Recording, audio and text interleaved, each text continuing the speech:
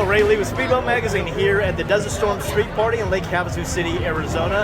And I'm with my co-host of the Boats and Bros podcast, Myrick Coil. And we are here with Tony Chiaramonte of DCB Performance Boats. West Coast legend. West Coast legend, yeah. Oh, okay. In my opinion. Hey, thank you. I mean, really it is. Really it is. Why do you say that, Myrick? Well, because every time I've thought about a go fast West Coast boat, he's in my mind. Yeah. No, it is. And now the 37 is, you can't even classify it just as a West Coast boat, but you classify it as a everywhere boat. You kind of classify the M35 as more of a calm water. We build a really nice. I mean, our bigger boats will work in the bigger water, but most of them are on the inland waterways, lakes. Yeah. Now we got the 37. We're doing a lot more. Absolute missiles on the top. Yes. And extremely stable. Yes. I've been fortunate enough to run them, and that's how it works. Yeah. I mean, you can be in a crosswind, and it'll still stay locked in. Yeah. So it's a good thing. But if you go out in big water, there's another boat that might be better at that point. I'm not going to argue that. So it is. We build a really nice product. We try to keep the quality high, obviously quantity low. So we got our 37. We got some new stuff coming up this year. Hopefully this time next year we'll have our 42. So we're doing a big Outboard cat. Yeah, that's cool. Yeah, so I didn't know that. That's awesome. So we'll see what happens. And to give you more props, literally being in the industry and seeing all the other boats, we try to, and we use it as a judging standard, is how good is it versus a DCB in the rigging status. Yeah, well, thank you guys. It is. Luckily, when we were way back in the day, so it's kind of cool. So this year, so in May will be 30 years I've been doing Wow. it. So I started working at DCB in May '93. So as we you're old. I just dated myself. Yeah. It's weird. I started at DCB when I was 13. It's strange. But out here, you guys, like you say, this Desert Storm. It's like you guys are Lake of the Ozarks. Yeah. MTI, Lake of the Ozarks. But out here, I think DCB's got a pretty good name. Oh, this is hell kind of yeah. our backyard, and this is our Daytona 500. This is our biggest, our Super Bowl here.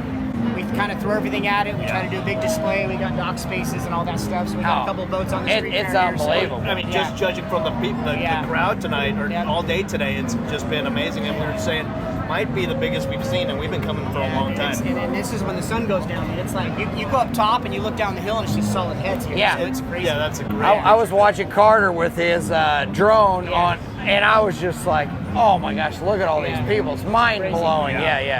Yeah, what else do you guys have on tap this year? We got some stuff. We got, of course, Lake Hartwell coming up. Nice. What's that? Lake Hartwell, South Carolina. South Carolina. We're sponsored that one. We did it last year. We'll do Is that Poker Run? Poker Run, Yeah, I see. We got a lot of DCBs there, dude. That's what it's a longer lake, but it kind of stretches out, dude. So we got a couple 31s there with 1350s. Yeah, I hear about it in the fishing scene because I love fishing so much. And Hartwell has always been known as a fishing lake, so I just didn't realize that it was you had a bunch of boats out there. And then what do you got? We got July. There's something in July. He hit me up. Are you guys going to New York? Yes. Thousand Islands? So we'll probably do Boy Down Thousand Islands. Hopefully keep something there. Yeah. And then that's another one we got. Just recently we've had a couple 37s, even resale 37s go there. That's great. So we got like 2 or 3 up there. So how many of them do you have out now? I think we got 4. Oh, we got 20 37s on the water, and I got 17 on the books. Yeah. So it's good. Yeah. And how long have you been making them? 2.5 years, maybe. Yeah. So that's good. Yeah. Like I said, that's a lot of work. Quantity's low, but you're. It is. I'm glad we built that boat. It's been a game changer. When you talk DCB, I mean, it goes synonymous with fit and finish. It's just like impeccable, right? I mean, I tell the guys in the rig shop, I mean, we're shooting for that. I mean, and if you come anywhere close, you're a superstar in my boat. Yeah. I mean, try to keep. Like and I'm not here trying to fluff you or anything. I but I really think that, and a lot of people say that. Yeah, it is. I mean, I look up to be in the same genre, I guess, as the Myricks and the Jonies and Randys, and it's pretty cool. Johnny called me today about an old 29, and like you calling me, like it's kind of funny. But anyway, it's neat. No, well, a lot of the things I've learned over the years is, especially from Johnny, is it's way easier to call somebody and not be too proud on a product. How many times have I called you? Yeah. So what do you think about this? Or have you ever felt that? Or and it's usually about a particular product, particular setup, and what the customer's trying to, the end goal is. And you can give them a good baseline, and from there, I mean, it's not like this is written in a book anywhere. No, it's not. No, there's not like, hey, School of Hard Knocks. yeah, it's not like, hey, there's an M29 with 2 400s and he carries 6 people in it all the time, full of fuel. Yeah. What prop and gear ratio? I can get you close. Yeah. And that's what's cool.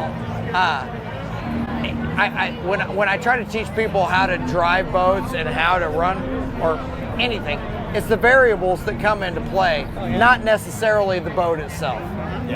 Wind direction, load, and I mean those 2 things there alone will make a guy look like a superstar or a dummy in an outboard cat setting. If it's a 10,000 pound boat, they might know which they might not know which direction the wind is. But if you're going in a 6,000 pound boat into the wind, you're like, oh, I better tap it down a little bit. But it feels great with 6 people. But it's just you and your buddy light on fuel. That's one thing. If you're going downwind, you're like, man, we're really rolling. You know, it's crazy that I try to tell, which you probably do the same thing. I do. Take all this stuff into effect and use it for your trim setting and every decision that you make when you're going down the water. Crosswind or something. It really manipulates the boat a lot. Yeah, I mean, because the boats are exhausting the air out the side, and even though you tighten it up and that air starts to exhaust out the side and it blocks that air off, it'll give the boat more lift. And then the boat will kind of walk around a little bit and you're like, and Sandy's like, what's that? It's like, hey, it's okay. It's not necessarily going to do anything like, you know, but let it do its thing and accept it, and don't do anything adverse to counteract that, because it could basically be calm, let that know, and with time in the boat and all the confidence that you build with every hour. Another beauty of the outboard, it's like you go 100 hours, 200 hours, 300 hours. So people ask me too, that's the biggest thing. What's the service intervals? I'm like, 100. It's pretty nice, So change the fluids at this, but big service center, they look at you like, what? So and there's a 3-year warranty. So I mean, it's like, it is. Everybody, I don't say it's a game changer, but these outboards and the way they're running, and now this new V10 400R dude that makes real horsepower, and the run it has. I mean, I got to ride some at the Miami Boat Show, which we had a boat there, and that was there's a lot of good stuff coming when you have a product, not just the boat, but the engine, to where you can go out and refine it and not worry about the amount of time that you put on the engine package. It changes everything. Even a resale factor, too. People are like, like nobody even asks. No. They don't ask. Oh, it's got 400? 180. They're like, oh, okay. Instead of inboard at 180 hours, it's over, right?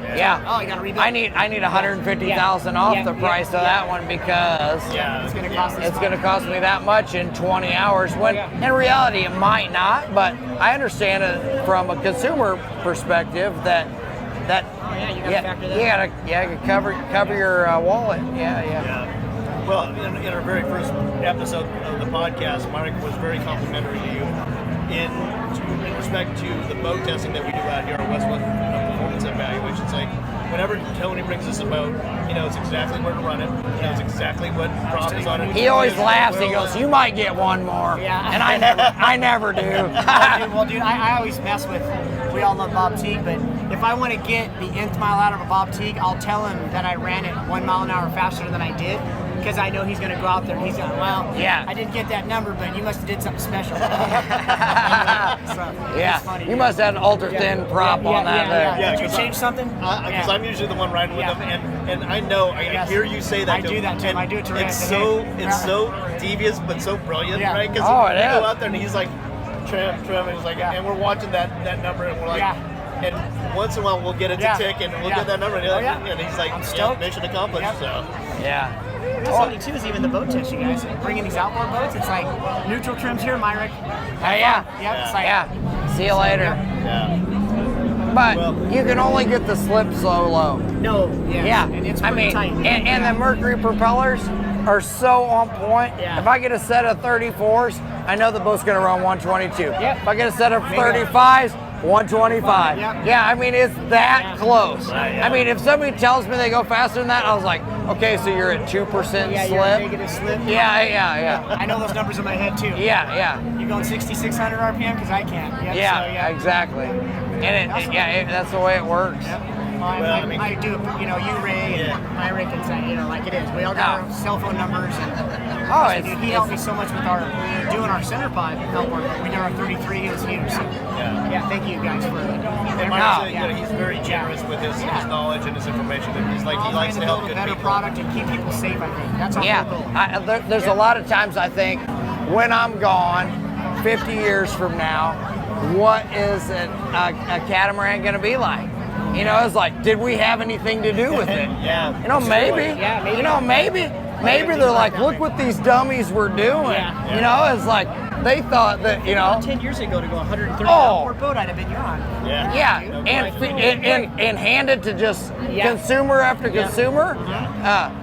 It was a 28 skater that you were sitting on the back doing this to get 120. If you went over 120 With outboards, you were the king of the lake. And then everyone wanted to see your Speedo and your recall. Yeah. Full of crap. Yeah. Yep. And now you can go out and build it, set it, right there. Boop. Yep. Okay, there it is. There's your number on your GPS. Like you say, the propellers, dude, they're pretty. I mean, within a mile an hour, 2 an hour, you might get a good set. I got a magic set of 35s right now that I'm not getting rid of. Yeah. But yeah, you'll get that 1 or 2 out of it. So, yep. Yeah. That's what it is. Yeah. The kudos to you boys and at the team. Mercury Racing are doing a great you job. guys, Nick Peterson, I literally ask him, you know, it's more of a time frame thing than even, what's the quality going to be, because I never question it. We've got boxes sitting for boats that are coming down the line that never do I think, oh man, I really need to test them before the boat leaves, because they do exactly what I count on. Spot on. Well, you guys, congratulations. You guys have built one heck of a name for DCB. Thank you. And, there's never anything wrong with the boats that when we test them. And so. Other than you can paint them from the beginning. Yeah. That blows my Gelco, mind. Gelco. That Gelco stuff to all of us I always boat tell racers. people, if you're building a house, do you want an asphalt driveway or concrete driveway? Yeah. Because that's Gelco. It's just strong and solid, and it's pigmented resin, so it's pretty strong. It's an artwork, man. You can lay into it in 5 years and bring it back. Yeah, sure. It gives huge accolades to your tooling also. Yes. Your tooling has to be on point because there's no body filler afterwards. No. Yeah. You try to There's stick never to a wave or a fiberglass, ripple or anything like that. And that's, man, sometimes. somebody's got some serious bass going around here. Yeah. It's Anyway, that time Tony, tonight. thanks for joining us.